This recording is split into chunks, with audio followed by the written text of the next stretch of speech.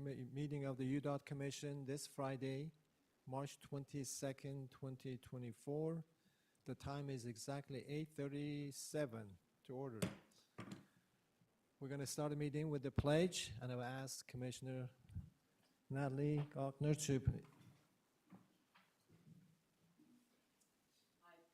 Allegiance to the flag of the United States of America and to the republic for which it stands, one nation under God, indivisible, with liberty and justice for all.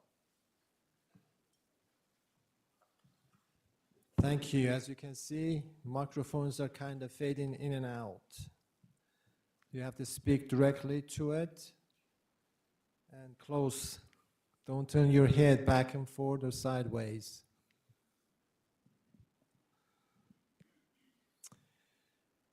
Three days ago, on March, on Wednesday, my brother and sister in the country of Iran celebrated the New Year. They call him Nowruz, being the new day of the spring. Along with 300 million around the world, this celebration is dampened with their regimes not taking care of them. And other countries in the Middle East are just such a mess, creating a lot of heartache and unfortunate circumstances. So this pledge of the Legion, it is important to me and should be for all of us in this country. While we have this much freedom to worship, freedom to celebrate, freedom to talk, and freedom to exercise all the rights that we have, those countries don't have anything close to freedoms that we have. When we're complaining about the 3.5% inflation, country of Iran had 49.5% as of this morning. When our children in this country looking for eggs to color for the Easter, that you can get it from Costco, 18 of them for $4.99, they're $1 a piece in my country as of this morning. And a lot of other countries have the same circumstances. So please let us stop murmuring, complaining. Let us have a joy in the country that we live in the system that it is, even if it is not perfect, but much better than other countries of the world. Let us teach our families and friends and neighbors to love one another, to protect this country, to protect the Constitution, to protect the flag that we have.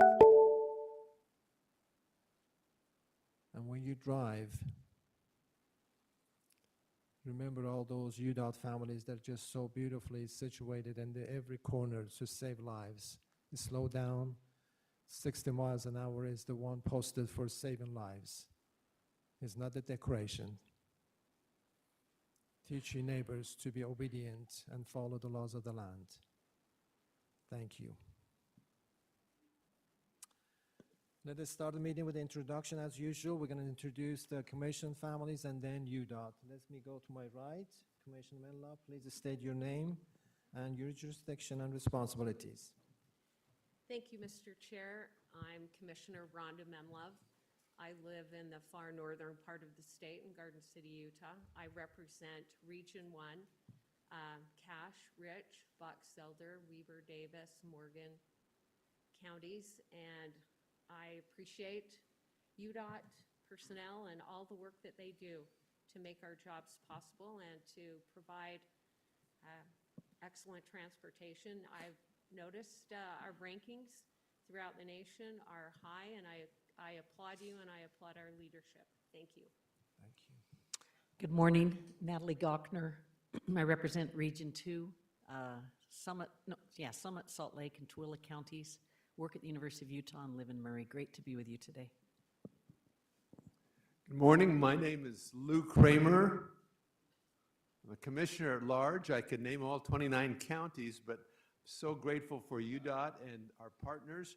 I'm also grateful that when our chairman mentioned sunny St. George, he ought to look out the window today at sunny Salt Lake City with that glorious snow on the mountains as well. It's great to be in the state of Utah, and thank you again for all the services that you're all providing. Thank you. Good morning. Jim Evans, Transportation Commissioner, Region 3, represent that, along with my counterparts in the whole state. Live in Orem. When I'm not doing this, I'm the Executive Director of America's Freedom Festival, and today I'm putting a shameless plug. Our tickets go on sale today. I'm going to tell you that right now. But anyway, just grateful. I, too, want to add what Rhonda said. Not only Rob and his staff, Region 3, but all the regional directors have just been wonderful to work with, and the staff as well. So thank you, Carlos. Excuse me. I'm Commissioner Kevin Van Tassel. I live in Vernal. I'm a commissioner at large for the state of Utah. And Carlos and I had a little discussion yesterday about the $1 billion in projects that are out there that are waiting to be done. And I sit here and say, how do we do it? And I guess it's a bite at a time. We appreciate all of UDOT and the expertise they give us to help meet those. And we look forward to being able to solving the issues going forward. Thank you. Thank you. And again, my name is Nagi Zanadi from sunny and warm St. George, Utah, with the snow on the Pine Valley Mountains to contrast it. And again, thank you for all you have. And thank you for all you do for us. And I'm so happy to work with this wonderful commission and my UDOT families. Thank you. At this time, I would like to also recognize our federal highway partners sitting there in the back, Ivan Morero and Brigitte Mendel. Thank you and welcome. Carlos, would you please introduce our UDOT family? Thank you, Mr. Chairman, members of the commission. Carlos Braceras with the Utah Department of Transportation. I'm going to give this to Heather here. Heather Barthold, Commission Assistant. Let's go over to Ben. Ben Hewitt, Deputy Director, Planning and Investment. Ivan, let's start here, go across the room and back and forth, guys. Good morning, Bob Public State Coordinator. Cameron Gain, Region 4 Program Manager. Kurt Bona, Region 4 Director. Garrett Beard, Region 4 Deputy Director. Peter Asplund with Policy and Legislative Affairs. Wade Felder, Policy and Legislative Affairs. Rob Clayton, the Region 3 Director. Lloyd Humphreys, Region 3 Deputy Director. Eric Radman, Region 3. Josh Ventura, Trails and Transit. Polly Burke, Region 1 Program Manager. Rob White, Region 1 Director. Roy Peterson, Operations.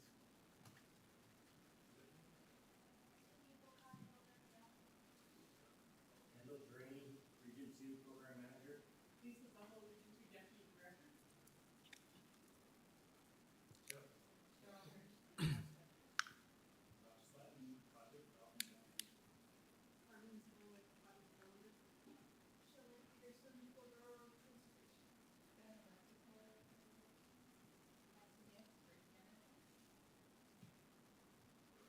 Brad Mosley, New Operations Manager. Graham Connor, Communications. Thank you. And I also would like to recognize our dear friend and partner, Andrew Gruber from the Wasatch Front Council. Thank you. Welcome. And the councilman from the Tuala County, Kendall Thomas. Thank you. Welcome. Let us go to the next item of agenda, which is program and workshop update. And Tiffany Pocock is going to be the one leading us to that discussion. And thank you yesterday for the workshop you put together. It was wonderful, educational, and I'm pretty sure we'll learn most of the things that we need to discuss today. Good morning, Mr. Chair and members of the commission. My name is Tiffany Pocock, and I am with Program Development. And I also thank you for a wonderful workshop yesterday. It was lots of fun and very productive. If anybody missed the all of the fun, this is not working, but on the UDOT website with the commission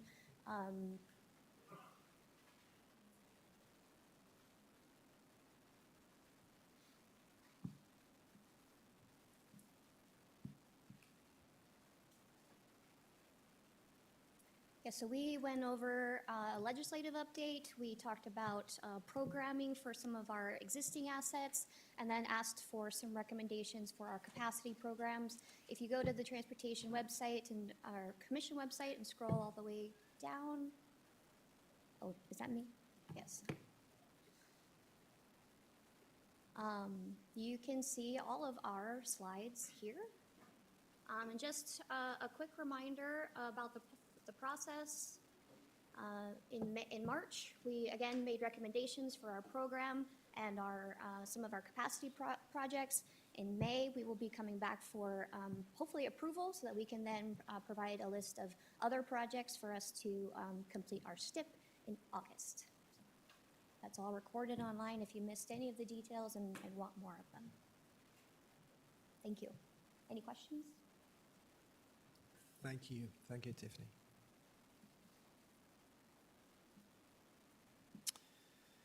Okay, item number 3 is the public comments. I would like to entertain those people that have attained and would like to have a comments. Would you please come forward, introduce yourselves, and speak to the microphone directly, please. Thank you, Mr. Chair and members of the commission and UDOT friends and colleagues. I'm Andrew Gruber. I'm Executive Director of the Wasatch Front Regional Council. I was not able to be here yesterday, but I did listen to the entire meeting or watch it on YouTube, and even at 1.5 times speed, it's a long meeting. And I just want to recognize that all of you on the commission, this is not your full-time job. It's our full-time jobs to do this work, and you are giving of your time for this really important work. So thank you for your dedication in doing this. Now, I wasn't here because I was at the Wasatch Front Regional Council Regional Growth Committee. And in that meeting, as Natalie knows and as Kevin knows, we work on planning for the future. And I know that you had some terrific conversation about planning yesterday. Commissioner Gochner, as usual, is raising important issues about making sure that we coordinate our planning efforts between the metropolitan planning organizations. We love that question. We want to keep thinking about that and do the best job that we possibly can. Commissioner, you also raised questions about the amount of money we put into planning. And, you know, I'll just note, Natalie said, it just seems like such a small amount of money for such an important function. And, you know, the wisdom that Natalie brings to these discussions, I couldn't agree more. But in all seriousness, of course, it's so important as we grow so fast that we do plan effectively for the future. We do that in such close partnership with the terrific planning staff here in the complex and then also in the regions. They do a wonderful job, and that partnership is important. I just want to also note on funding, we have the great pleasure of working through the intense 45-day legislative session with Carlos and Leif and Peter and the whole UDOT team, and the resources that have been provided from the state to invest in transportation are really significant.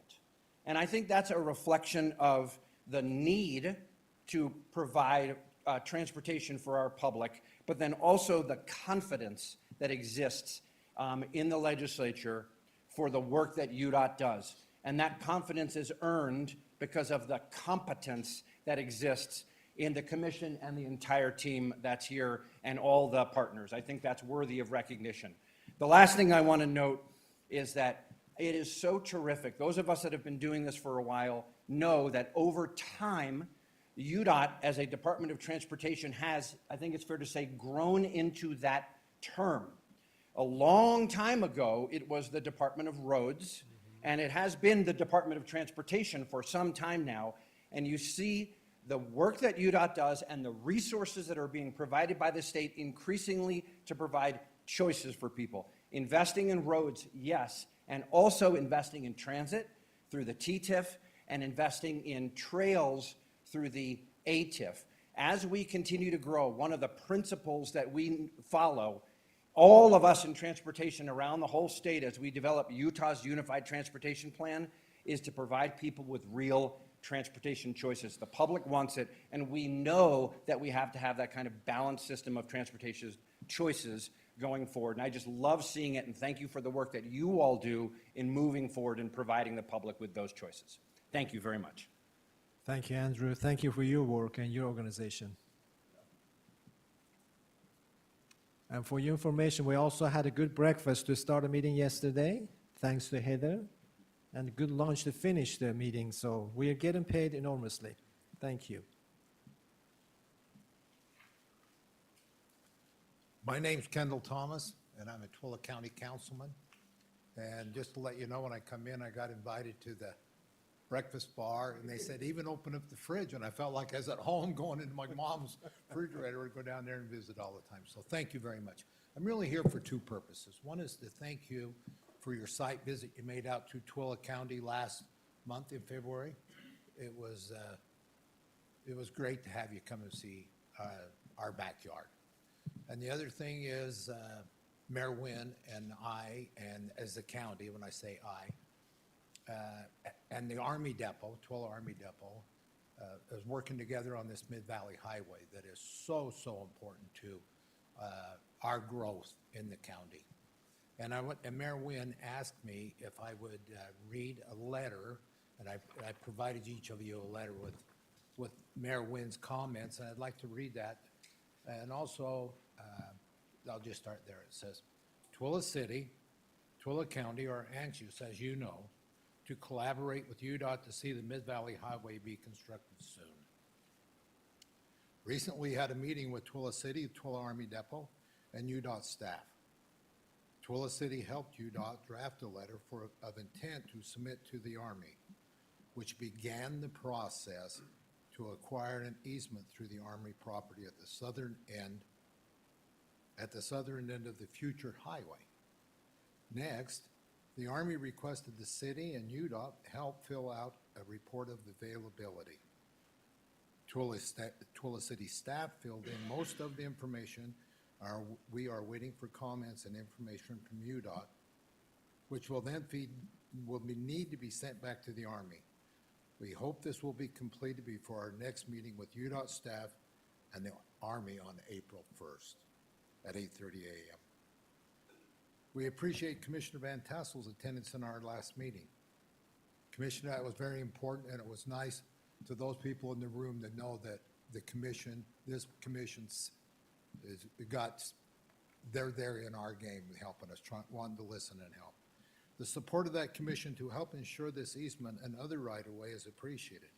Twilla City, Twilla County are reporting back to our other elected officials on progress and what is discussed at these meetings. With this collaboration with the Army Depot and UDOT, we're going to move that timeline up so we can get that acquisition across the Army Depot and make this Mid-Valley Highway happen. And again, thank you, appreciate everything you do, and reach out to us at any time. We appreciate Carlos and his great staff working with us. So thank you. Thank you. Any other comments? Anyone from online communities?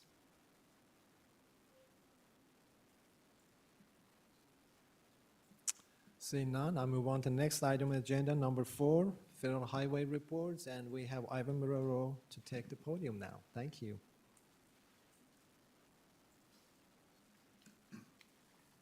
Good morning, Mr. Chairman and Commissioners. I'm Ivan Marrero. I'm the Division Administrator for the Federal Highway Office here in Utah. Thank you for giving me a couple of minutes this morning to bring a couple of issues from the federal side to your attention. Let me begin. This one, good news. So our transportation performance management regulations require or would impose a penalty on any state that doesn't meet this condition, which is that if they exceed 10% of the bridge deck areas on bridges in the National Highway System, they would have to set aside our National Highway Performance Funds onto the bridge program. So I'm happy to say that last week we received the report, and Utah came in at 1.1% of the bridge deck area in poor condition. Great news. That ranks them. I didn't list the other states there, but puts us number 8 in the lowest number of bridges in bridge deck area in poor condition. So kudos to Utah for a good job. I know they're looking forward and seeing that while our numbers look good, they still need to put resources into that program because we see deterioration coming our way. But as of right now, the numbers are looking good. Federal Highway issued a notice on March 7th notifying the public that we are looking at discontinuing a waiver we have for manufactured products under the Buy America statutes. basically, right now, when Buy America was initially became a law about 40 years ago, it basically called for all steel, iron, and manufactured products to be produced in the United States domestically. So at that time, Federal Highways went out and got a waiver for manufactured products, but we are now looking at eliminating discontinuing that waiver. So we are asking for feedback from the public. If the waiver does go away, it would mean that any manufactured product must contain 55% of the components must be domestically sourced, manufactured, and all of that. So we want to hear back from states and the public as to how they feel about this proposed change. And we're also requesting information. We have an RFI, request for information, to get a sense for what impact this is going to have, how ready is the industry and the market to find these domestic materials to be able to provide them for our projects. So, and again, this was published back on March 12th, so they're out there for comments. Good news, the St. George and Utah were successful in a grant for providing reconnecting or extensions down in St. George under 900 South and 400 East. So they received an $87 million award under Reconnecting Communities and Neighborhoods Grants Program. So I want to congratulate them on that, and looking forward to helping St. George and Utah get that project moving. It is time for Region 4 to say yay.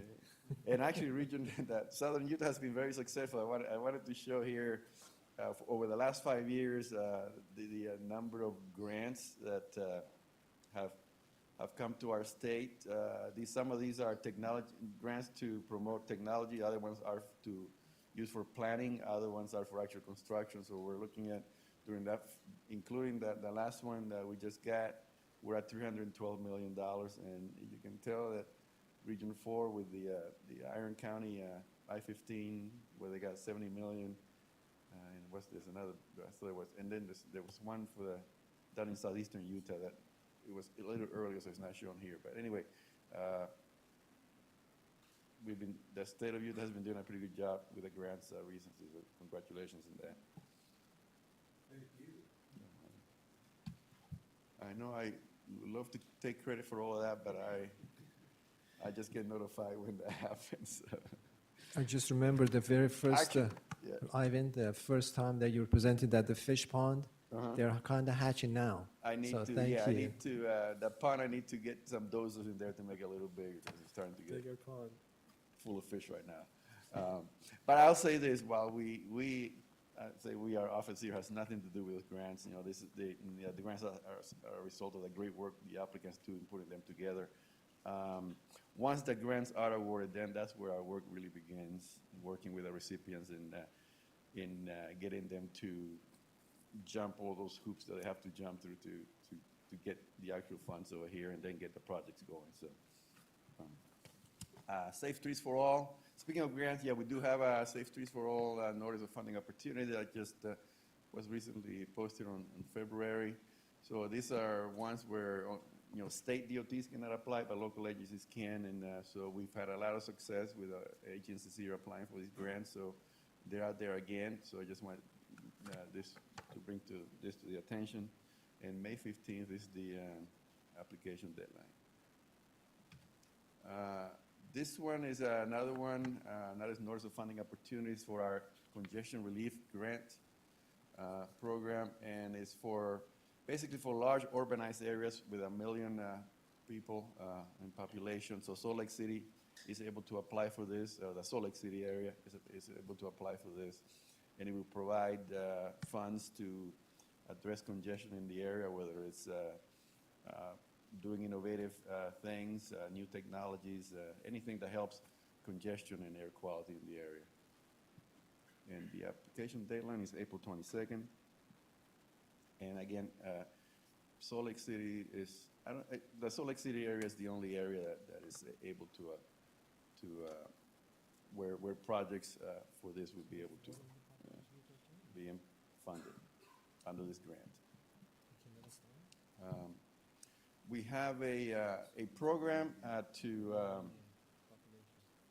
look at and promote low-carbon materials on our projects. So this program should you that decide to apply for it, would allow them to use these funds to provide incentives to contractors to use low-carbon materials on their projects, or what else? Yeah, incentives or any other ways to promote the use of these low-carbon materials on our projects. And it could be from the way they're sourced, the way they're produced, or the way they're disposed. And later on, so this right now is only for state agencies, state DOTs, but later on, we will be coming up with another program that will allow local agencies, NPOs, federally recognized tribes, and other local agencies to also be part of this program.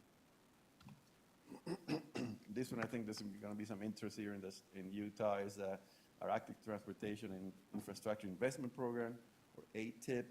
And basically, this is funds that can be used to provide active transportation, trails, walking trails, bike trails, and other active transportation infrastructure. Let's see when. Yeah, the program was announced on March 19th. And I provided links on all these slides, so anybody interested can go in there and get more details on all of them. And as usual, there's several grants out there, many grants, and anybody's interested can go to this DOT Navigator site to get more information. And that is all I had for you this morning. Can I answer any questions? There is none. Thank you. Perfect. Thank you very much for your time. Thank you. Item number 5 in your agenda is the UDOT scoreboard, and I can see that Carmen Swanwick is coming forward. She will be followed by Troy Peterson.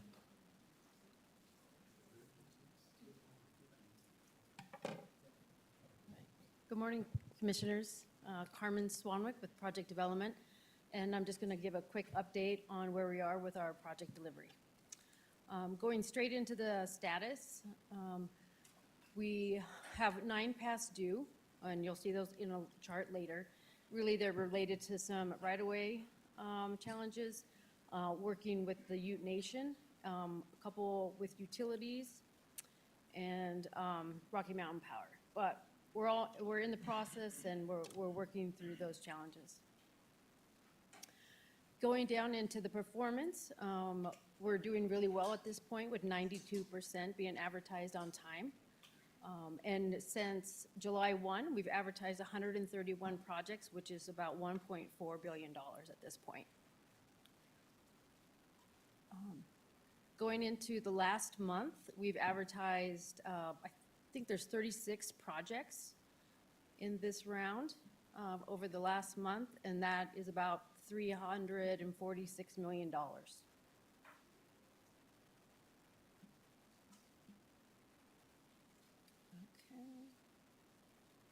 Advertising status, you can see here where I mentioned before the red, and we're working through those. We're having a really big March where we're advertising a lot of projects. I think 30 are being shown here right now, and we expect more over the next month into April.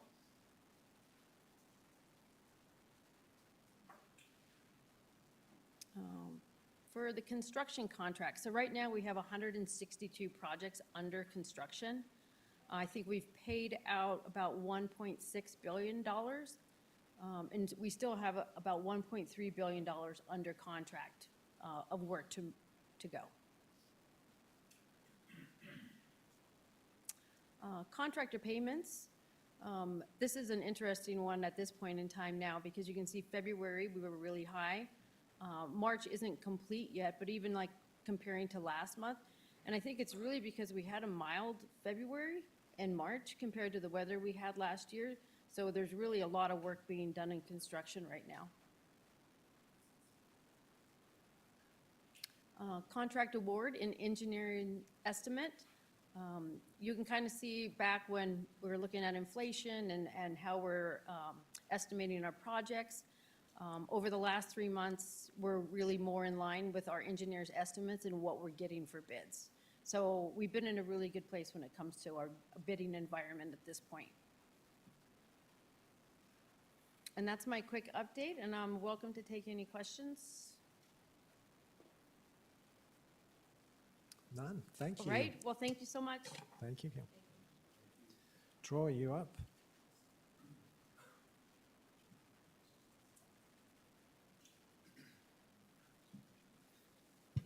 Good morning, Commissioners. Troy Peterson, Operations Director. Happy this morning to be with you and talk about our zero fatalities. Before I jump right into our strategic direction page, I wanted to take a moment here to go through some data from 2023. Is this slow? Okay, I'm going to scroll. So what I want to kind of show you today is taking the crash data from 2023, and we've kind of and analyze it, put it in some categories to kind of help us focus on mitigation efforts and things like the countermeasures that we can look at, and also give us some idea of where things are happening. So with that, I'll jump into some of the information. So this graph here I'm showing you is our fatality trends since 2021. You can see you look at for 2023 at 188 vehicles. The yellow is our number of motorcyclists, 42, bicyclists, 9, and pedestrians, 40. And you can see how that compares to the other years. Just kind of a snapshot there. I'll move on to the next one. There's quite a few graphs here, so I won't spend a lot of time unless you want me to scroll back and look at it. Looking at our fatalities by area, looking at urban versus rural, you can see that there's still a higher percentage of those occurring in the urban area.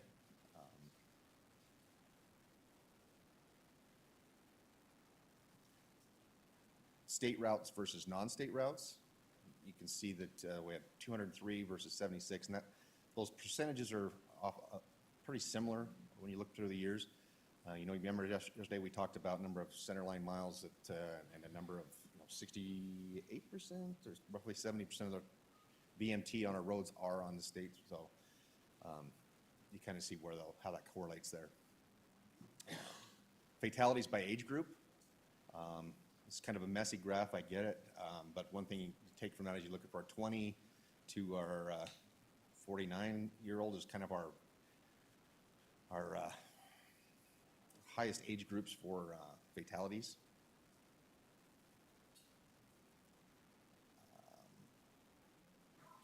Fatalities by crash type hierarchy.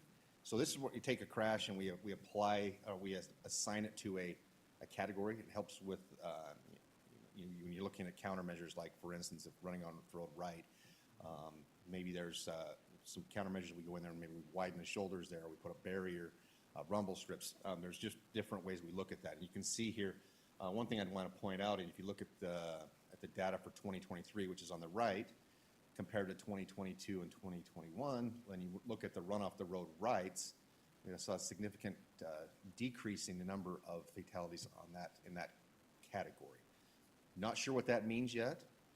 Hopefully that's a sign. I mean, normally when we look at and I'll have a graph here which shows our number one leading cause for fatalities has typically always been run off the road. You can see run off the right, I'm sorry, but combine that with the run off the road left, that's still some areas for us to look at. But seeing that drop, that's hopeful that some of the things we're doing are making an impact. Troy, I'm trying to find the wrong way driving. I see but I can't put the colors. I'm not It is on the partially bottom. colorblind. So it's like the Okay, it's black. that. So right here, if it's a 7, 7, 9, and 7 is where the wrong way driving sits. And the 33 is other then? Other, yes. And other, thank you. So in this, those categories there, we have other, because there's a lot of crashes out there that don't fit cleanly in there, like, for instance, someone runs through a stop sign or, let's see, if they roll over in the roadway, they don't actually leave the roadways, the way it gets, there's a few of those. Blown tires is another one that fits in that other category, and we have a few of those each year. So that's why that other is rather large. Roadway departures, rural versus urban. Still,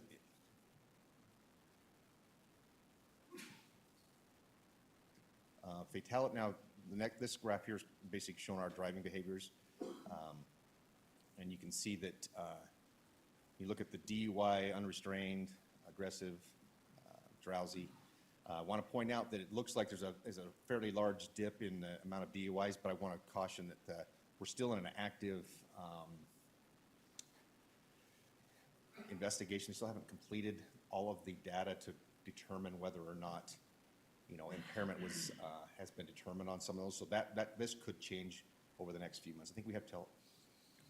Quick question on this one.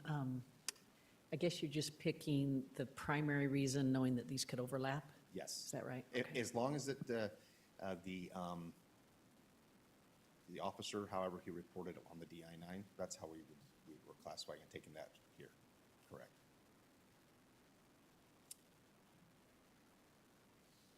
Unrestrained fatalities. So basically not wearing a seatbelt, right? Just to point out, I think our seatbelt survey in 2023, we were at 92.4% of Utahns wear seatbelts, but there are still a fair number that are not, and they are. So, Mr. Chairman, if I could add to that, so these have gotten a lot more sensitive, haven't you, Grant? So if you were to take out bicyclists, pedestrians, and motorcyclists out of the fatality total, about 40% of the fatalities are because they're unrestrained, which, according to what Troy just said, a little less than 8% of the drivers are unrestrained. So they, obviously are making up a disproportionate number of those fatalities. Okay. I asked our group to actually take our vulnerable users and again provide some information so we can look at those as well. So I got pedestrians, looking at pedestrian fatalities in the urban versus rural. Obviously, I'm not sure this is a shocking graph. Obviously shows that there's more fatalities occurring in our urban setting than the rural. Bicycles in the same category. Motorcyclists. Looking at our pedestrian fatalities, it pertains to an intersection versus non-intersection related. I think this is important for us to understand, are we focusing on the right way to mitigate, to provide a safe roadway or ability for all our users? You look at pedestrian fatalities it's typically, it's been up and down versus whether it's non-intersection or intersection, so just that's pretty interesting.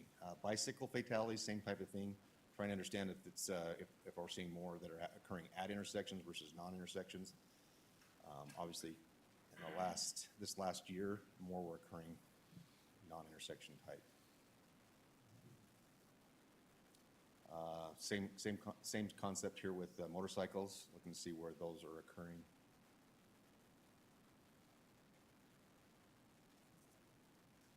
Pedestrians on state versus non-state routes.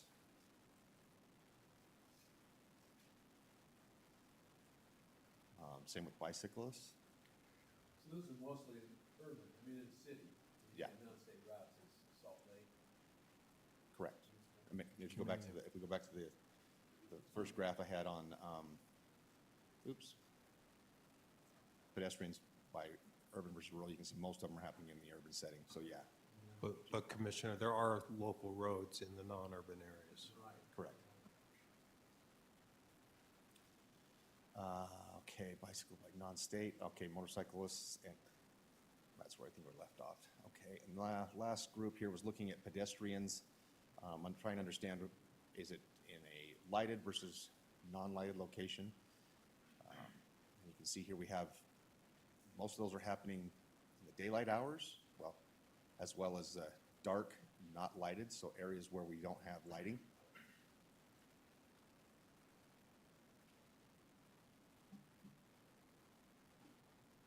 Okay, that's the data we have for 2023. Uh-oh, how do I escape?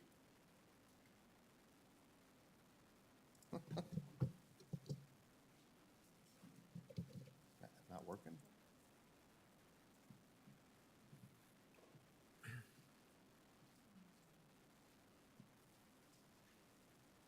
Oh, there we go. Awesome. Thank you, whoever did that. Okay, let's jump into our fatality numbers for this year. You can see our fatality rate right now is at 0.66, which is very low. We got, and our BMT, 6 billion vehicle miles traveled so far. This is through March 21st. So that fatality rate is trending in a great direction. I hope it keeps going the right way. Keeps going that way. Looking at our fatalities this year, we've got 40. We're sitting at 44 for this year, and you remember that our goal of reduction towards zero is taking the last 3 prior years, averaging those and reducing them by 2.5%. If you look at that number where it sits today, our goal would be at 54. So we're about we're sitting at 44 actual. So that's a positive. Suspected serious. Oh, I want to let me step back real quick. Of that 44, we have 10 of those fatalities in the 44 are from our vulnerable users, so our pedestrians, bicyclists, motorcyclists. We have 4 pedestrians, 4 motorcyclists, and 2 bicyclists that make up that number, which is roughly 23% of our total fatalities this year. Suspected serious injuries, we're sitting at 171, which is about 18% higher than our goal, our reduction target, I should say. And then total crashes at close to 10,000. What is the definition of a crash? I mean, some injury or is there? Now, you mean crash or for this one? Yeah. Any crash on our roadway that gets a officer that's there to fill out a crash report. That's a question, Troy. Question. Since we've started lane filtering with motorcycles, have we seen any increase or decrease in accidents? You know, that's a great question. I'm not sure I have the data to answer that one way or the other. I'm just curious about that because it allows for. I mean, how long we've been allowing lane filtering, Carlos? I can't remember. Because there was a bill this session to add a little additional areas on off-ramps for filtering. And so as we were working with public safety and looking at the data, we did not see anything that indicated there was an increase in crashes with motorcycles due to lane filtering. So it was difficult to, speak to the bill from a quantitative perspective. So I'll jump back to the motorcycles fatalities here by what I was looking at before. You can see that I think it was 2022 we started allowing the lane filtering, and just from this snapshot of 3 years, we aren't seeing an up or down either way in terms of. I'm just curious. I don't. I visited Taiwan a few years ago. If you haven't been there, it's an exciting thing. You pull up to a stoplight, and all of a sudden you're surrounded by scooters. They all come up between you, and the light changes, and the scooters leave, and the cars take off. So if it's handled right, it really moves traffic along. Commissioner, one of the challenges with crash data is there's, a standardized report where the officers can kind of check off what are the contributing factors to that crash. Lane filtering isn't part of that report. It takes a long time for those things to be added. The officer would have to make a standalone note on that. And those, you know, you don't see that as consistently maybe as we would like to better understand the crash characteristics.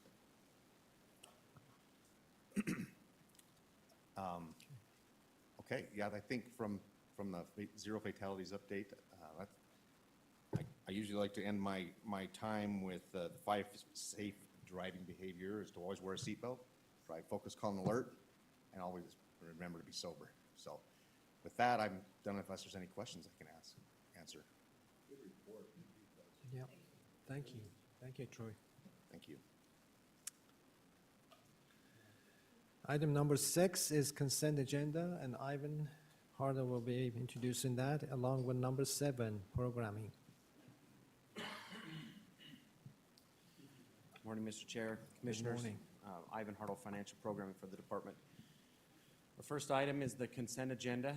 Our consent agenda today includes the minutes from the February 8th, 2024 Tooele Area Tour and the February 9th Transportation Commission meeting, as well as a list of projects. The projects include those that have been awarded and have been either identified with budget amounts that can be recovered or in the closeout process, and we're able to reprogram those funding. So our next 10 pages are the minutes that Heather takes for us. And I'll go down through here. The tour and then our meeting. My fellow commissioners, if you haven't had a chance to read these minutes and all the rest of the UDOT family, please do so. These minutes are so beautifully written. And Heather, thank you. I read it again about our tour for the Morton Salt facilities. It was just like a novel. I enjoyed it so much I read it twice. And I'm going to ask Heather to write my obituary when I'm gone. So just so beautiful. Thank you, Heather. Thank you for such a detailed minutes. And then we have our list of projects, a little under $5 million that we're asked to be reprogrammed, moved and reprogrammed. So our request today is a motion to approve the consent agenda items as presented. Mr. Chair, I move for approval. Thank you. Second. There's a motion and a second. Any questions, comments, corrections? Seeing none, all in favor say aye. Aye. Any opposed? Item 6 is approved. Thank you. Our next item.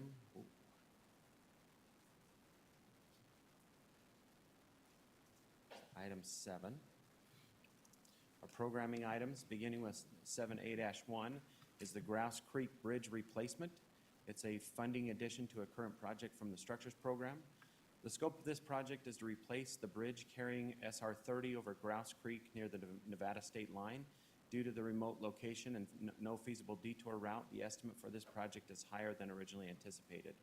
A temporary bypass road and temporary bridge will need to be constructed in order to maintain traffic during construction. The remote location increased the cost associated with mobilization and many of our construction-related materials.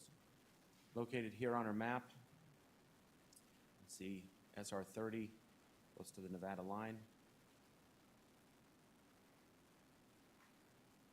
As well included is some pictures of the structure itself.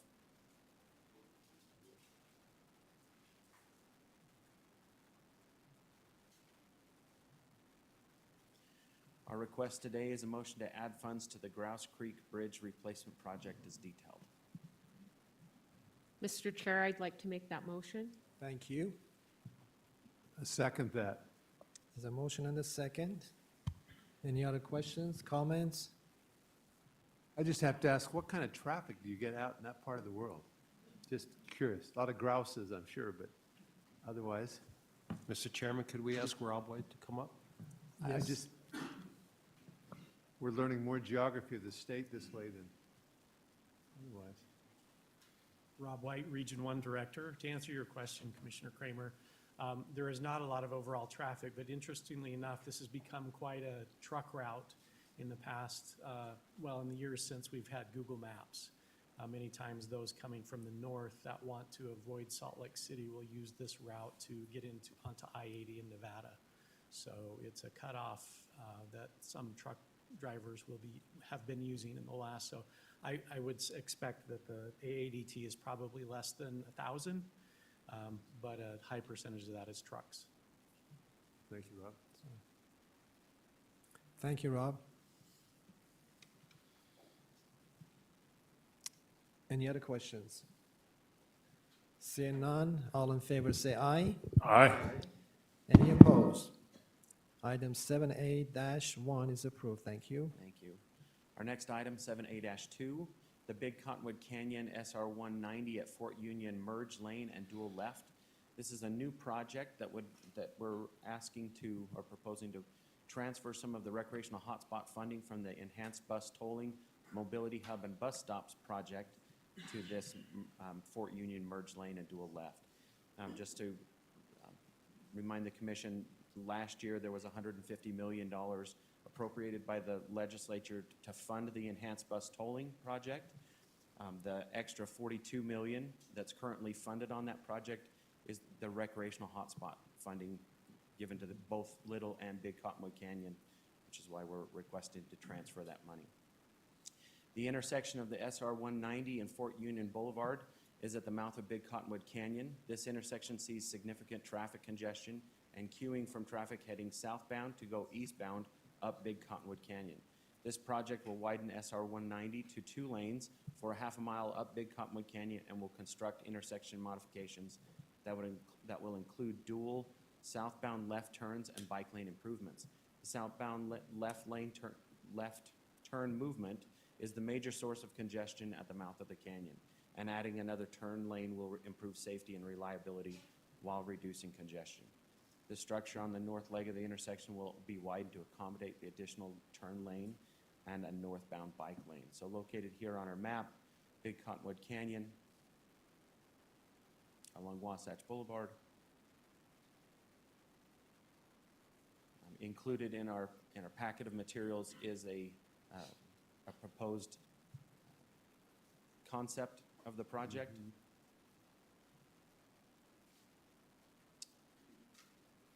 Our request today is a motion to approve funding. I'm going to zoom back in on this.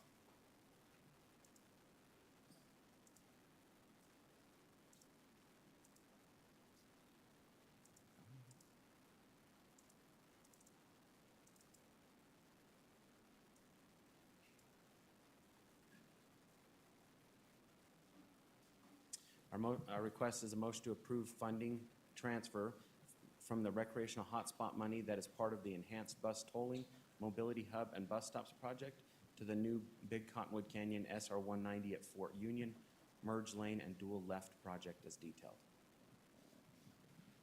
Mr. Chairman, I know that intersection very well. For whatever it's worth, my office is about a half a mile from there. This is really needed. I was there last week. I was thinking, boy, where's UDOT when we need him? And so There you certainly are. make the motion to approve this. Thank you. Happy to second that. Thank you.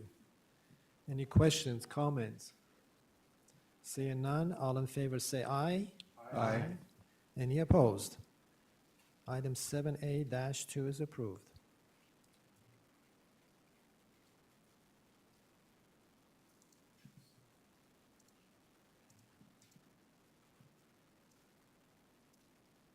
Our next item 7A-3 is the Bridge Formula Program, Holiday City Bridge Replacement Project is from the Bridge Formula Program, a funding increase request.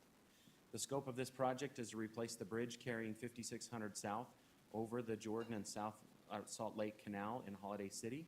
During design, it was determined that there would be impacts to several utilities in the vicinity of the bridge, increasing the overall replacement cost.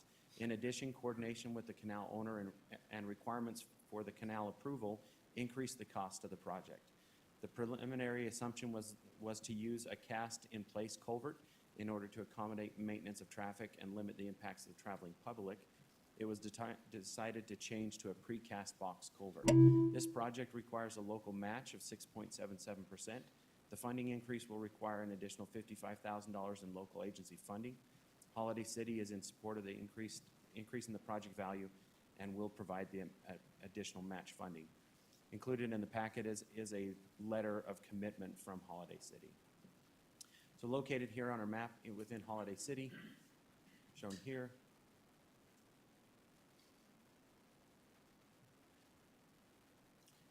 And pictures of the structure.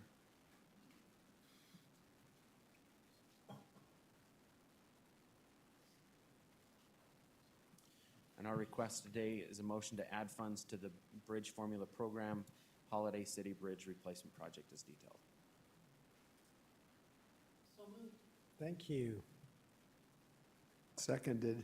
There's a motion and a second. Any questions, comments? Seeing none, all in favor say aye. Aye. Any opposed? Item 7A-3 is approved. Thank you. 7A-4 is the I-15 Bridge Deck Preservation Project. It's a funding request addition from our Structures Program on an existing project. The scope of this project is to repair bridge decks and approach slabs along I-15 from 114th South to 300 North. The bridge was opened on February 1st, and with the current project funding, the department is not able to award the project. The increased costs are due to higher traffic control and mobilization costs than estimate. The additional funding will cover the higher bid prices and allow the department to award the project. So located here on our map, we also have some pictures of some of the maintenance projects that we'll be addressing on the bridge decks and the approach slabs.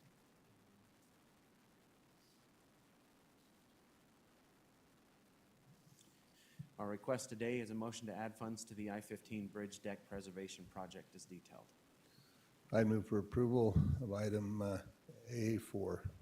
Thank you.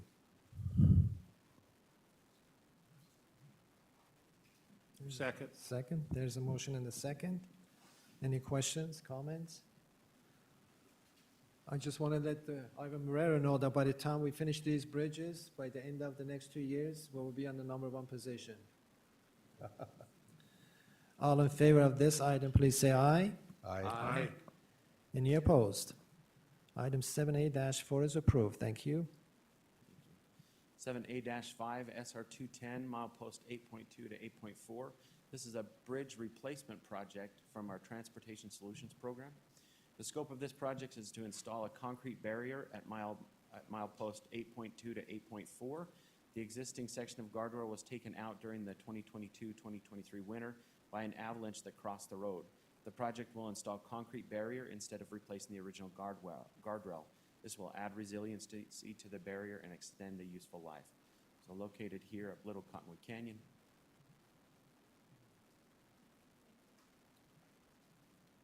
Our request. I'm chuckling because, it's just like, what do you do in this canyon? You'll put this in and then the avalanche path will be the next one and then, it won't be big enough and.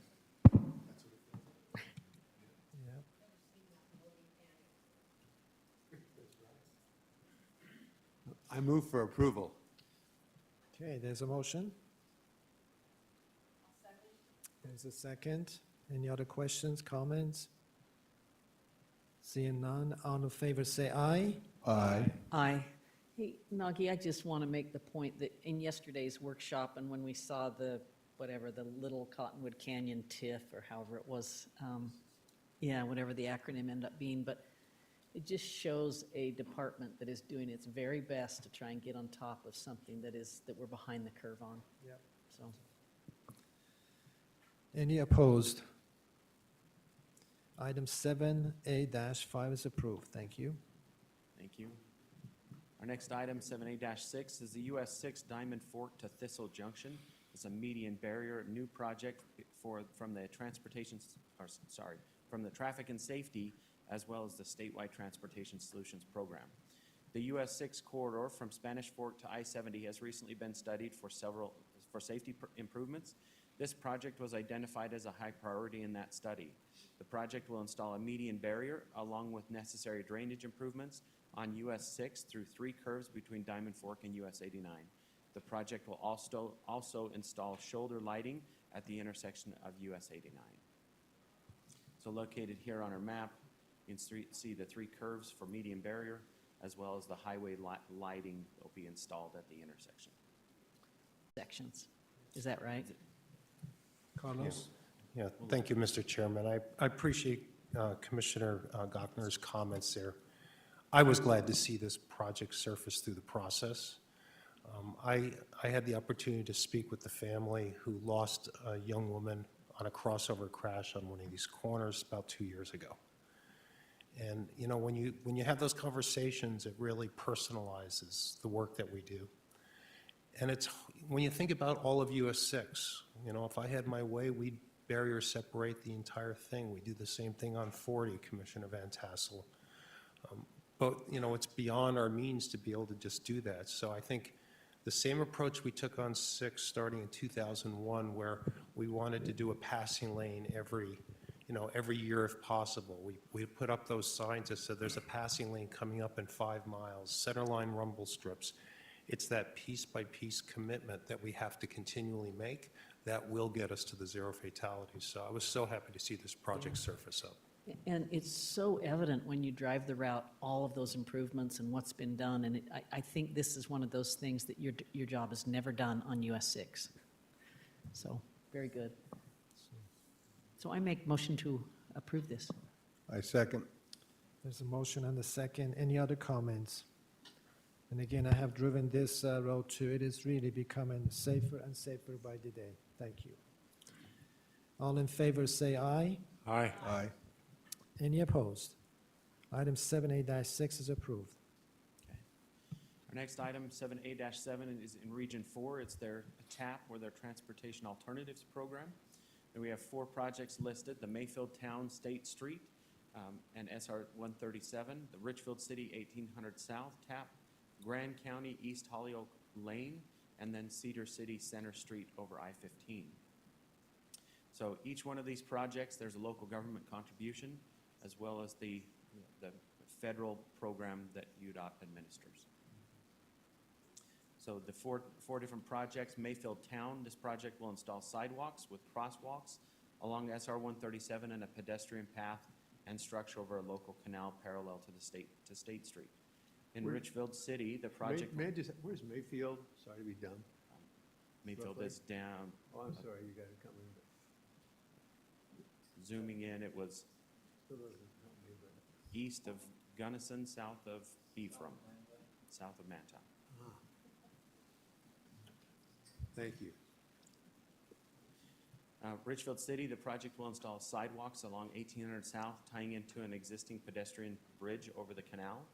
In Grand County, the project will install sidewalk and curb and gutter along Holyoke Lane to complete missing sections along this sidewalk or section of roadway.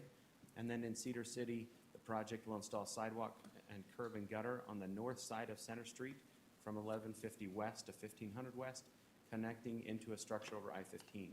The project will address drainage and tapered end sections for pedestrian separation. Yes. Quick question, are all of these sidewalks on state roads?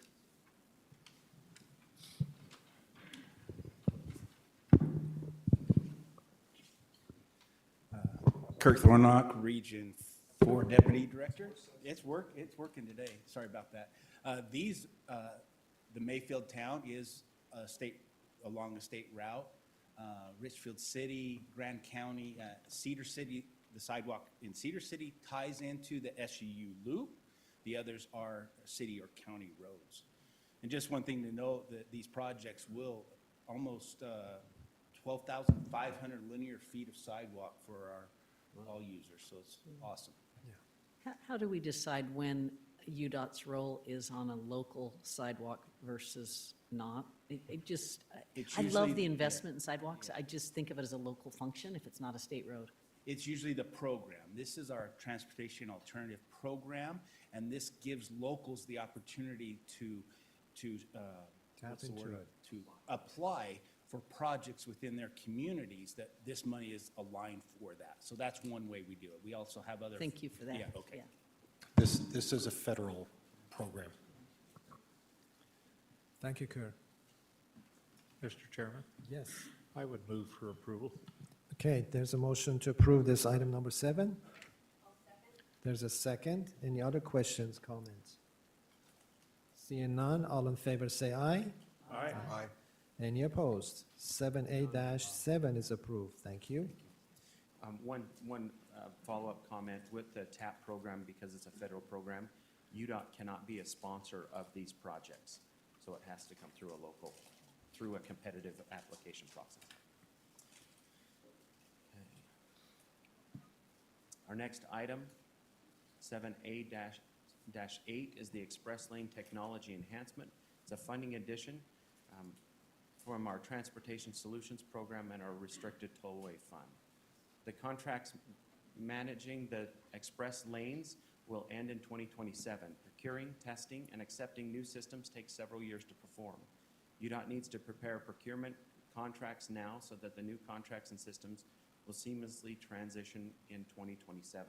These funds provide the opportunity to test and implement an innovative tolling method known as tolling as a service, while preserving the timeline for a more traditional tolling deployment.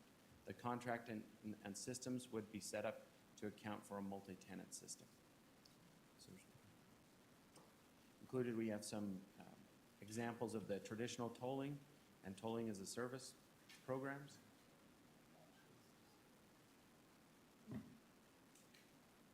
Some of the benefits in side-by-side comparisons. And our request today is a motion to add funds to the Express Lane Technology Enhancement Project as detailed. Mr. Ivan, I Chair. had asked a question about how they're going to be managing the privacy of this information that you gather from the license. I think Randall Farnsworth is going to have some questions or answers. Would you please come down, introduce yourself, and let us know how you're going to manage our privacy? Yes, my name is Grant Farnsworth. I'm the Freeway Operations Manager. Apologize for my raspy voice today, but I thank you for bringing up this question, because privacy is the integral question and concern that we're dealing with as we look forward into what we'll be deploying in the future with license plate recognition. And so part of that is coming up with the business rules of really mitigating how much license plate or the license plates that we're gathering. We're going to be mitigating so that's only on the express lanes. We're going to be testing it so that we get it right and develop the business rules and set up the encryption so that it's safe while it's here, and also audits and processes so that those rules are being followed and that we don't see it. And as soon as we use it for what it's needed for collection, then it's deleted right away in a timely fashion. So privacy is something that we're taking very seriously and is important and critical to the success of this future deployment. So you, as the agency, state agency, you're not collecting the information, some third party or the different organizations will do that and cipher through them? That's correct. Yeah, they'll be using the license plates to create trips, so they will be doing that collection. Okay. Mr. Chairman, I just have a comment on the revenue enhancement. We talked about this yesterday a little bit at our workshop about our revenue collections. They're not robust. Is this a reasonable further investment for good purposes, or Yes. throwing good after bad? No, this is a really good return on investment, because we have a lot of people that are using our facilities that are potential customers, we like to call them, that could be paying if we had a system that enabled them to do that a little bit better. And so implementing this system, we anticipate will just be able to help us get the revenue from people that are using our system but not paying. So it'll make it easier for people to use our system and pay for it. How quickly would this be implemented? We're testing, it mentions that we're testing a new system, and if we're able to show that that can be implemented, we hope to start implementing it in 2025. If we have to go more traditional with how they do it, with a lot more equipment and a lot more complexity, then it would probably be by 2027.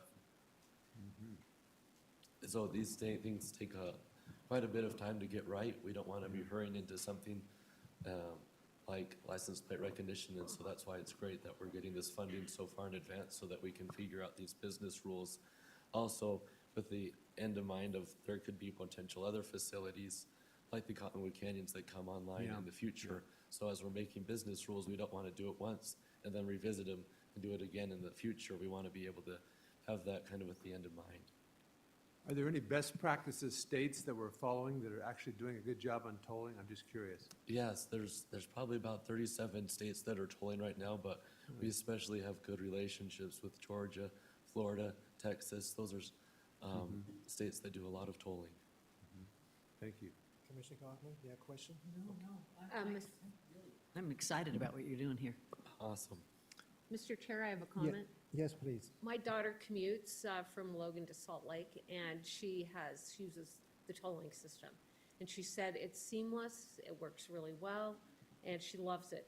And it allows her to get to her work. She's happy to pay a little more to get to her work in a timely way. And I want to speak in favor of this for people who commute from other areas of the state, especially into Salt Lake. This is a great asset, and I didn't know much about it until she sat me down and explained it to me and said, Mom, look at how amazing this is and how it works, and it's seamless. I'm just in my car and I just drive, and so I want to speak in favor of this for people who are commuters. This is a great asset. When I commuted to Salt Lake often, I wish I would have had this benefit. I would have been happy to pay. Yes, go ahead, please. Yeah, Carlos. thank you, Mr. Chairman. I appreciate Commissioner Menlov's comments on this. You know, when we first were standing this up, and it was at the, I'll say, very strong encouragement of the legislature at the time, because this was new for Utah, but really the legislature saw back in 2003, 2004 timeframe, they saw this as a really smart idea to do. Utah now has the longest continuous variable priced lanes in the country. Most people find that surprising. Grant, we're about 85 miles, 80 miles? About 82. Yeah. 82 miles. No other state has something like that. And this, if this pilot can work, I think it's going to provide a lot more flexibility for a lot more people to use it, because it's commuters, but it's also, it's folks that are doing, you know, repair work. They can get an extra, you know, appointment in. It's folks that are rushing home to get their kid from daycare and not get that extra charge at the end of the day. And so it makes a difference. I also did my study since our last meeting, and I have noticed quite a bit of people talking about efficiency, saving on the infrastructure, easy to update the newer, better system every year that comes along, and are pretty much talking about the best system in place. So thank you, Grant. So Commissioner Menlove, is that the motion that you were trying to formulate? Yes, that was the motion. Okay, thank you. I need a second on that one, please. I'd second it. There's a motion and a second. Any other questions, comments besides what we have discussed? Seeing I none? just think it'd be good to get an ongoing report on how this goes, because it affects a lot of people, very visible, and could be helpful. It will be done. All in favor, say aye. Aye. Any opposed? Item 7A-8 is approved. Thank you. Thank you. Our next item, 7A-9, is an information only, located actually close to where we're at right now, 4700 South, from 5400 West to 5600 West. This is a local project, a local government project with Kearns Metro via the Greater Salt Lake Municipal Service District and West Valley City. This will be the final segment of roadway reconstruction and widening between 5400 West and 5600 West. The scope of the project is to reconstruct the existing pavement, rail crossing, and intersection widening. This project will also align east-west traffic movements across the intersection to accommodate the additional turning lanes that are providing turning storage off of the railroad crossing. This project was initially funded with federal community impact funds only, knowing that the additional local funds needed to be added to complete the scope of this segment of the project. This will be presented to the Wasatch Front Regional Council Board for modification on their March 28, 2024 meeting. Located here on our map, 4700 South. And again, this is an information-only item.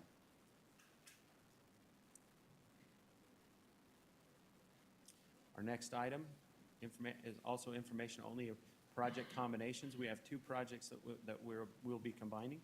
The first, both are in Region 4. The first one is the Cedar City, within Cedar City, combining the new TAP project that was approved earlier in the meeting with a current roundabout project. And then our next one is in Quail Creek as well. These individual projects have previously been approved through commission action. Project combinations are due to provide efficiencies in project delivery and information only. Do you have any questions though on those items? Okay, Okay, thank you. thank you, Ivan.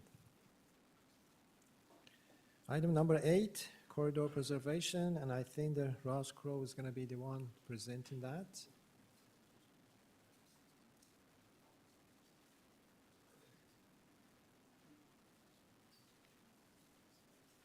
Good morning, everybody. Good morning. We're working on the questions related to the Mayor of Tooele's matter with the Army Depot. Good morning. On the corridor preservation budget and obligations, as of 12/31/23, our balance forward was $78.6 million. Our transportation fund transfer was $15 million, which places us at $45 million of the $60 million the legislature provided last year. Operating transfer for operating cost was $30,675. On revenue, our motor vehicle rental tax revenue was $690,000. Property management revenue was $138,000. There's often lag times in that information.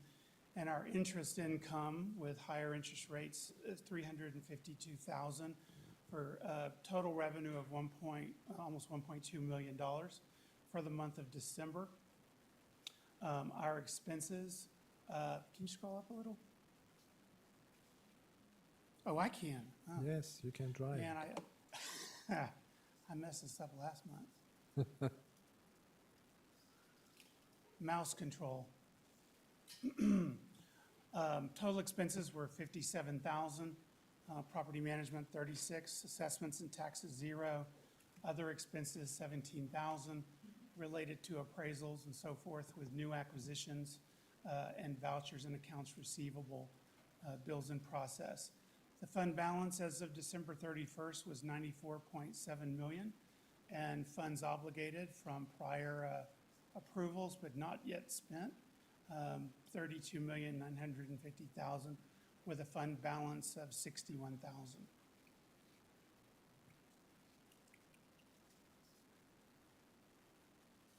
I got to work on mouse training.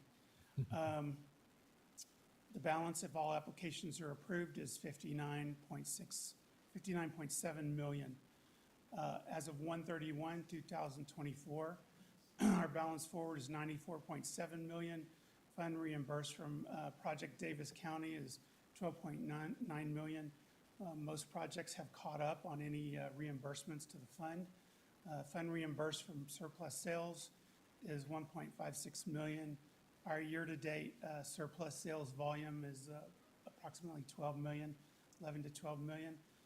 Our revenue for motor tax rental is $625,000, property management $42,000, interest income $431,000, for total revenue of $1,099,000, expenses at $82,000.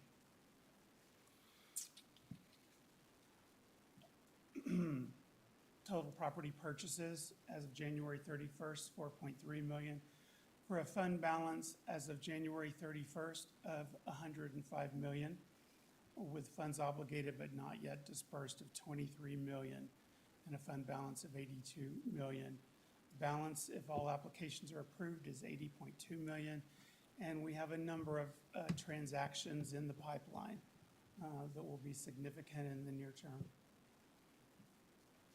On the corridor preservation fund tracking, we can see the statistics and the growth of the fund and the growth of acquisitions, in part with some additional staff that was approved last year, and we'll be discussing more details on being more proactive on that at the end of April. That's pretty self-explanatory. On agenda item number 8A, preservation acquisition request.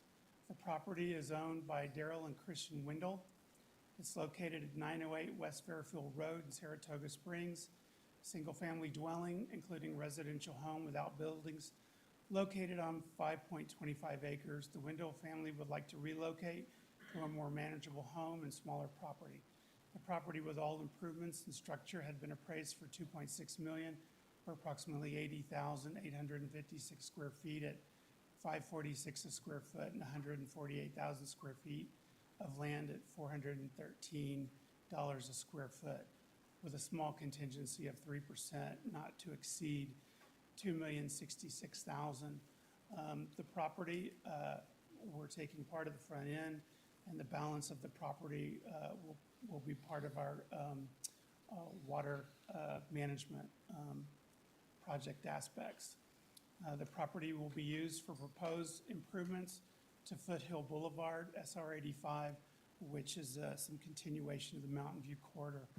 And I would request the Planning Commission approve this acquisition.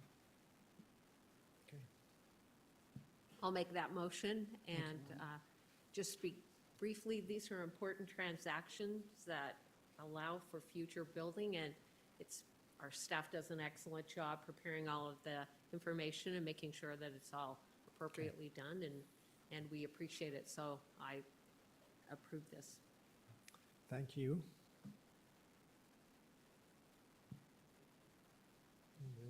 I'd second. Thank you for the second. Any other questions, comments?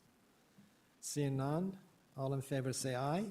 Thank Any you. By the way, opposed? we felt guilty just presenting one property. for this Any one. opposed? Item 8A is approved. Thank you. You represented number 9, Ross? All right. The next project is a corridor abandonment. I'm sorry, the Point of the Mountain. My mouse control is a problem. Can you do it? Okay. All right. The abandonment of SR 287 for the Point of the Mountain was the original entry road into the project. And clearing that road allows for future development and planning for the project. In 2018, the Utah State Legislature passed and Governor Gary Herbert signed into law Bill 372, the Point of the Mountain State Land Authority. The law created a board to guide the future development at the 600 acres of state-owned land near the Point of the Mountain. This 600 acres included the old state prison.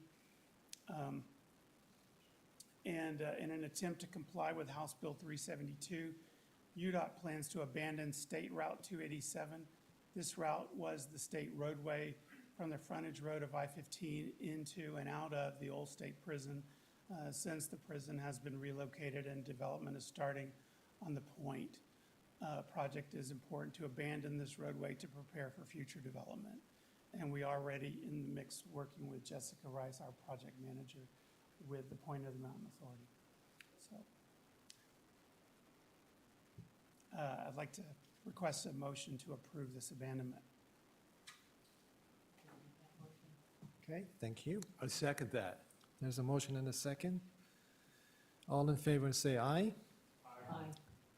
Any opposed? Item 9 is approved. Thank you. Nagi, quick comment. The last time I feel like I voted on a road abandonment or something like that was the beautiful structures out at the International Airport, the mountains out there, and I love them. As my fellow commissioners, do you like what has happened there? Yep. Yeah, it's very nice. They're rare, so thank you. Thank you very much. Thank you.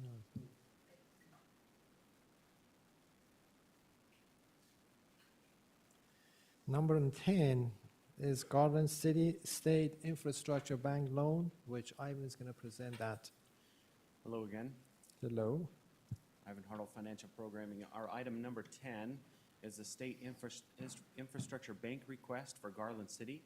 Garland City submitted an application for a little less than $1.5 million from the State Infrastructure Bank for the purpose of improving the West Factory Street from 300 West to 1400 West. The road will then be able to accommodate in this industrial level truck traffic with curb, gutter, storm drain, and utility relocations and sidewalk to support the Golden Spike Inland Port Authority project area for the Lakeshore Learning expansion. The city has received a little under $1 million in grant funding from Box Elder County and the Governor's Office of Economic Opportunity to support this project. The city is requesting a 50-year loan term, which corresponds to 3.65%, currently 3.15 GO bond with a 0.5% additive for the interest rate. The repayment source is proposed to be sales tax revenues from the city. So located here is our Factory Road and the subject area, the new development.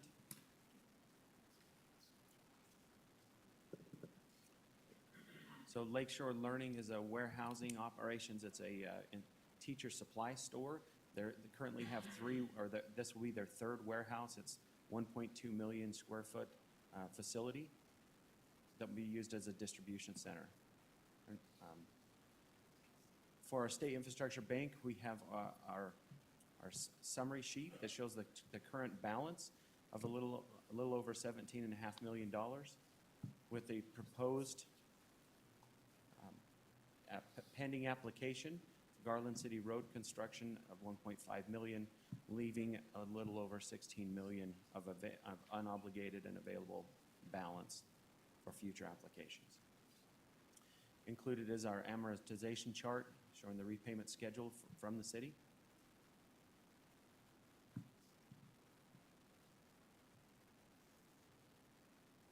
As well as later we have the application from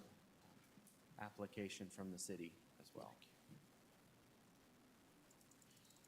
Coming back to our fact sheet, our request today is a motion to approve $1,489,000 from the State Infrastructure Bank to Garland City for the West Factory Street project as detailed. Mr. Chair, I'll make that motion. Thank you. I'll second it. There's a motion and a second. Any questions, comments? Seeing none, all in favor say aye. Aye. Any opposed? Item number 10 is approved. Thank you. May I just ask, are we getting considerable applications for the State Infrastructure Bank? Is this a well-known opportunity for municipalities? Just curious. Our last application we received was July of 2023, so every 6 months. I know, I think, at least I understand the legislature is looking at ways to expand infrastructure bank opportunities in the state. Well, money's there if they want to just come forward. Yeah, good. And if they have a good project. Visit with Mr. McMillan. Thank There you. go. Thank you. Thank you. Item number 11, administration rule review, and Leif Elder. There you go. He's getting his last stuff checked. I'm sure the item you've all been waiting for. Good morning, Commissioners. Leif Elder, Director of Policy and Legislative Affairs. This is a commission administrative rule. And maybe I'll give you just even a little further background. It was a department rule, or it currently is a department rule. We're converting it to a commission rule because that's what the statute says it is. And so it's part of the prioritization process, which is, so that would go along with all the other prioritization rules, which are commission rules as well. If you remember, you guys saw this rule back in November last year, and the reason why we didn't bring it to you sooner than this meeting is we had to get, I went back and read the statute, make sure we had everything in order, and we didn't. Normally,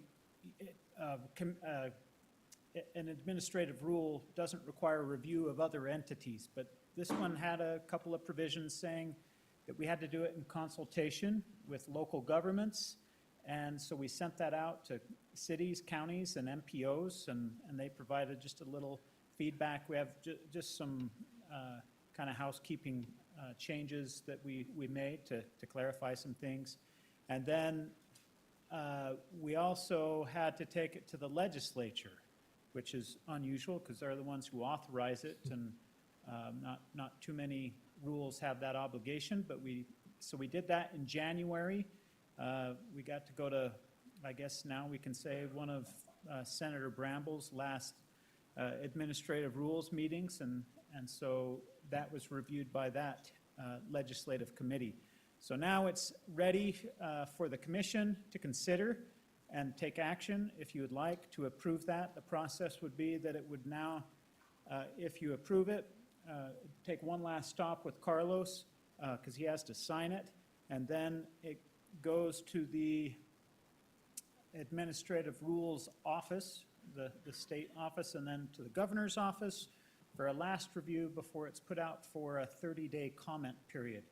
I do not anticipate any comments on this rule because the stakeholders have kind of seen it already. Primarily affects local governments, and they've had their opportunity to provide comments. But we'll certainly let you know if there are comments. And then if there are no comments, we have we can effectuate the new rule 7 days after that 30-day comment period. So that's how the process works. And I'll just remind you, the reason why we're making this rule change is because in the 2023 legislative session, the legislature made some small changes to the statute that authorizes this rule, saying you need to include an additional way that local governments can provide a match for when they want to partner with us to do a state highway project. And so the key language is here, you have to consider agreements regarding new revenue a county or municipality expects will be generated as a result of the construction of a state highway improvement project. In other words, the city may come and say, hey, we want to partner on you. We know this isn't high on your list yet, but if we build this, we're going to have, some development and some increased tax revenues, and this is what we'll commit to provide as a match, so that maybe that'll entice the commission to say, oh, hey, that's a good idea. Let's move that up on the list and prioritize it and so forth. So that's kind of the situation we're dealing with, and I'll just go down here. So again, just as a reminder, looking for a motion if you would like to approve the rule amendments and the department forwarding the rule changes to the Office of Administrative Rules for further consideration. I'll scroll down into the rule here quickly. And you'll notice that there's a number of little changes. For example, counties and municipalities, we changed to local governments, and then we defined local governments here, added a few definitions. There wasn't a definition section to this rule, so we kind of made a few changes. We speak about the long-range plan, wanted to make sure, most of the folks in the transportation industry know what that is, but it's important that those reading the rule understand it, so we added those. And then a few changes here and there. This subsection 2A provides a list of information that if a local government wants to make a proposal, we want them to include certain things in their proposal. And so we added just a few items here, a written description of the state highway capacity project, including a cost estimate and any engineering or technical information that they may have been prepared. And that was, replaced things like details of a specific improvement. We just kind of clarified some things. And then as we scroll down here, you'll see this is the main provision here in D, and that just includes that language that I had already read to you. And so just given that opportunity as another way that local governments can propose a match. And then the final kind of substantive change here is we have this last section here talking about the agreement that UDOT would enter into with the local government after the commission approves the proposal. Just this item here in 3A, that an agreement described in this section has to have adequate security to the department of receiving the local matching funding. So since this matching may come after the project is done, it was important to add that to the agreement. So that is what we have, and Kyle, that's the end of the packet here, so, anyway, So I'm state the happy to mo- answer any questions. state your Mr. Chair? motion then. Go ahead. After this exciting presentation on a wonderful rule, R 940-11, amazing rule, I move for approval. There's a motion. I second that. I thought it was very, very well described, though. Leif, thank you. Thank you. There's a motion and a second. All in favor, say aye. Aye. Any opposed? Item 11 is approved. Well, Leif, in behalf of Commission, I would like to thank you and Peter and Carlos, and Lisa and Ben for all this time that you spent in the legislators and the debating and arguing and reluctantly compromising some of those bills. Thank you. Thank you for Agreed. defending our rights and our citizens' rights. Commissioner Gardner, following your comments about the monument and all the many projects we do for the state of Utah, and the UDOT is always facing some opposition right at the beginning, some negative information gets disseminated. I always remember the statement that I read once: "Blessed be those who are patient, for they shall receive adventures in their lives." So yes, the monument is one of those. At the beginning, everybody was negative and excited, and any other projects that UDOT does. At the beginning, everybody is against it, but then once it is over, like, wow, look at this beautiful thing. How come UDOT didn't do this 10 years ago? So thank you for mentioning that monument. Item number 12, information items, commission reports. So I would like to start from my left, Commissioner Van Tassel. I'd just like to thank all the regions for the invitations to attend their STIP planning. It was good to be a part of that, see the work that's done there. And thank you for that invitation. Other than that, I have no other report. I agree with that. We were on at least one call together on one of those, and it's great to get the details in a setting like that, so thanks, Rob and your team. Just the ongoing, Rob and I and Eric and all of us attend the online meetings with Mountain and lots of things, as you saw yesterday, that we discussed coming forward, and so I appreciate the working relationship with both the UDOT and the Mountain staff and the local elected officials there in that region. So, Thank you.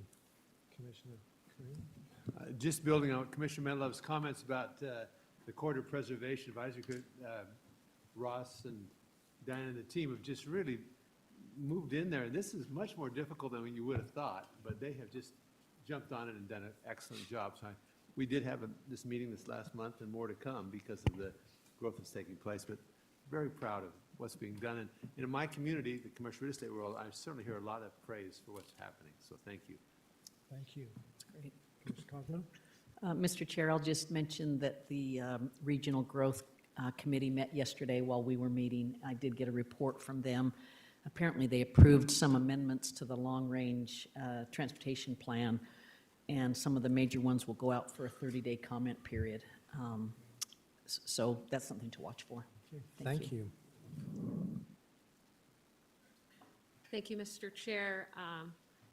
Commissioner Kramer has summarized our corridor preservation meeting, and I also want to report on some small local meetings, compliment Rob White for setting up meetings with some of our communities in Cache Rich and now Box Elder, where people don't, the local officials do not understand how UDOT works. And we had an enlightening meeting in Box Elder County where Tremont City has a state route coming through town, which is Main Street, and they don't understand that that's a state route. And it was a great discussion, and they were very appreciative. And I compliment Rob for being willing to meet with these smaller communities. The larger communities understand, but the smaller ones don't. Thank you. Thank you. I also had the opportunity to attend the Dixie Transportation Executive Council. They had approved 2 amendments. I'm going to read it to you. There's very important amendments they had. Consider amendment to the Dixie MPO on unified programming, a planning work program to add STEP funds to the program to cover the cost of Northern Corridor SEIS reevaluation. Apparently, the BLM needs to have some new documentation and new SEIS to to be added in order for them to proceed and give us that opportunity to build a northern corridor. And next one was the consider amendment number 1 to the 2023 Dixie MPO Regional Transportation Plan to refine the scopes, expectations at the northern leads interchange. So that is also, this important for the Southern Utah and for UDOT to be part of that. And of course, I attended the Region 4 STEP programming workshop. Commissioners, if you haven't done so, please do attend one of those at least. It's a great education to see the local regional regions in operation, to see how they really work so hard to get these programs to this level for us to approve.